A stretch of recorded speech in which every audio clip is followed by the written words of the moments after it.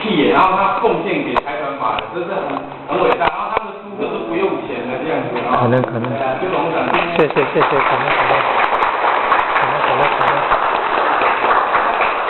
今天的就是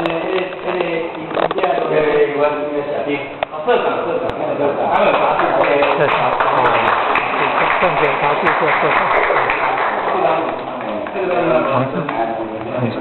他那边就是他们的坤道，那个女娈真香，这样重点。谢谢。是